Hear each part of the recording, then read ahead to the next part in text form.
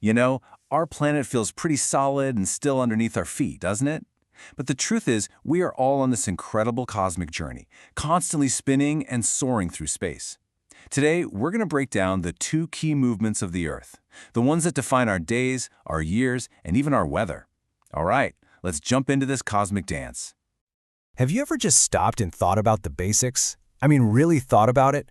Why does the sun rise and set with this perfect clockwork rhythm? And why do we go from wearing heavy coats in winter to shorts in the summer just a few months later? These are the huge questions we're tackling today. And trust me, the answers are absolutely mind-blowing. So here's the game plan. We'll start with the two basic motions Earth is always making.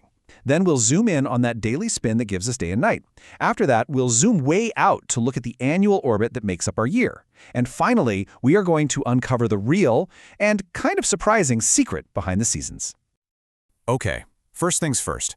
Our planet Earth is always doing two major things at once. The easiest way to think about it is to picture a spinning top that's also gliding across a huge table. These two moves are called rotation and revolution. And they're basically the engines that drive almost everything we experience on this planet. This slide really lays it out perfectly.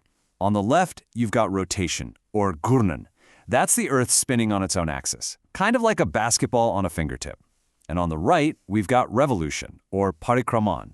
That's our planet's huge, year-long trip around the sun. One gives us our days, the other gives us our years. So let's dive into that daily spin first. All right, rotation. This is the motion that really sets the rhythm of our lives. That constant, steady spin that's happening right now, whether you can feel it or not. So the Earth spins on this invisible line called an axis.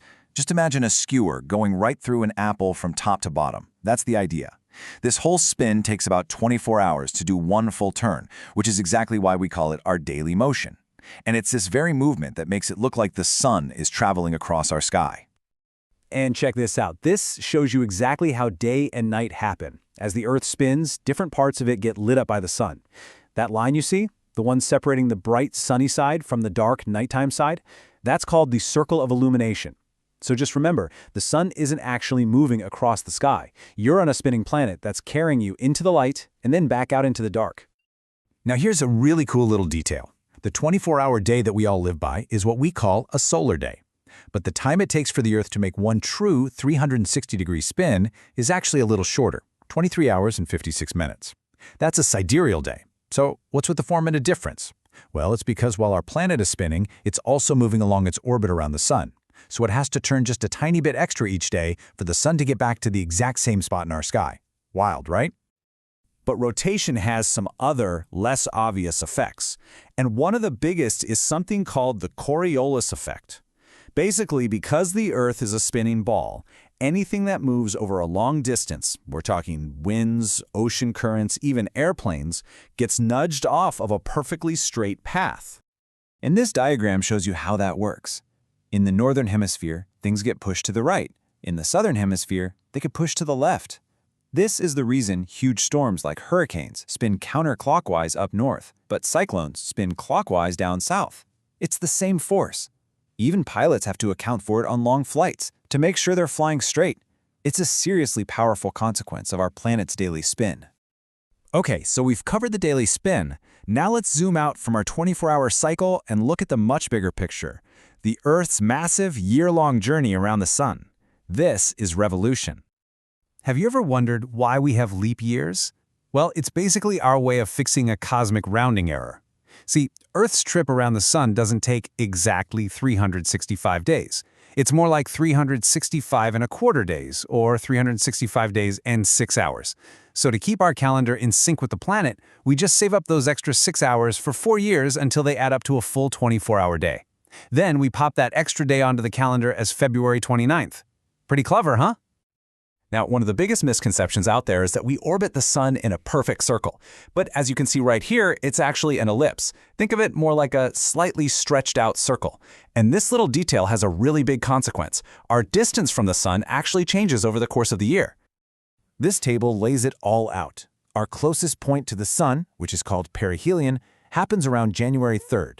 And our farthest point, aphelion, is around July 4th. Now, hold on a second. Look at those dates. For those of us in the northern hemisphere, we're closest to the sun right in the middle of winter. That feels completely backwards, doesn't it? Which brings us to a huge question. And that leads us to the final and honestly the most fascinating piece of this whole puzzle. If being closer or farther away from the sun isn't what causes the seasons, then what is? Well, the answer is one of the coolest things about our home planet. So let's just lay out the paradox one more time. We are physically closer to the sun when a big part of the world is freezing cold. So distance clearly can't be the main reason for summer and winter. What on earth is really going on here? And there it is, the big reveal. It's not about the distance at all. It's all about the tilt. Our planet isn't floating perfectly straight up and down as it goes around the sun. It's actually leaning over, permanently tilted to one side. And this is the magic number. This is what changes absolutely everything. The Earth is tilted on its axis by 23.5 degrees. This small, constant lean is the real reason we have seasons. It's the architect of everything from scorching hot summers to freezing cold winters. This table shows you exactly how that tilt creates the 4 seasons. Let's start with the summer solstice, around June 21st. The northern hemisphere is tilted towards the sun, so it gets more direct, intense sunlight. That means it's the longest day of the year and the start of summer. But at that exact same time, the southern hemisphere is tilted away from the sun. So for them, it's the shortest day and the beginning of winter. Now let's fast forward to the winter solstice on December 22nd. The whole situation is completely flipped. Then you have the equinoxes in March and September. Those are the in-between points when the tilt is kind of sideways to the sun and both hemispheres get a pretty equal amount of light.